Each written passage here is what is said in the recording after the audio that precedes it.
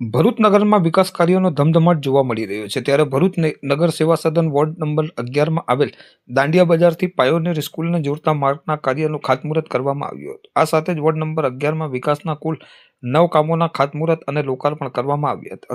₹1,75,00,000ના ખર્ચે વિકાસના વિવિધ પ્રકલ્પો નિર્માણ પામશે। ખાતમુહૂર્ત સમારંભમાં ભરૂચના ધારાસભ્ય રમેશ મિસ્ત્રી, નગર સેવા સદનના પ્રમુખ વિભૂતિબા યાદવ સહિતના પદ અધિકારીઓ, સ્થાનિક નગરસેવકો અને સ્થાનિકો ઉપસ્થિત રહ્યા હતા।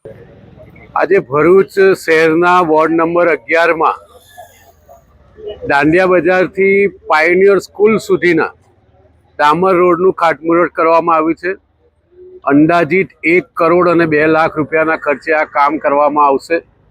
સાથે સાથે બીજા 60 જેટલા કામો મુખ્યત્વે પાનખાડી વિસ્તારમાં સીસી રોડ, જૂની કોર્ટથી શંકરાચાર્ય મઠ સુધીનો પેવર બ્લોકનો માર્ગ અને આ સિવાયના વોર્ડ નંબર 5ના અન્ય 5 રસ્તાઓ જે પેવર બ્લોકના છે, આમ કુલ મળીને 1 કરોડ અને 75 લાખ રૂપિયાના 9 જેટલા કામોનું ખાતમુહૂર્ત કરવામાં આવ્યું છે।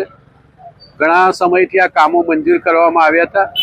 આ વિસ્તાર જ્યાં આ રસ્તાના કામો થવાના છે, બધા લોકો સાથે સંકલન કરીને, સરકારના બધા વિભાગોનું સંકલન કરીને હવે કામની અનુકૂળતા ઊભી થઈ છે। એટલે આજે વોર્ડ નંબર 11ના ચારેય નગરપાલિકાના સભ્યોની ઉપસ્થિતિમાં, નગરપાલિકાના પ્રમુખ શ્રી વિભૂતિબાની વિશેષ ઉપસ્થિતિમાં, ભરૂચ શહેરના અન્ય નગરપાલિકાના સભ્યો, ચેરમેનો બધાની હાજરીમાં અને વોર્ડ નંબર 11ના તમામ વિસ્તારના આગેવાનોની ઉપસ્થિતિમાં આ રોડનું ખાતમુહૂર્ત કરવામાં આવ્યું છે।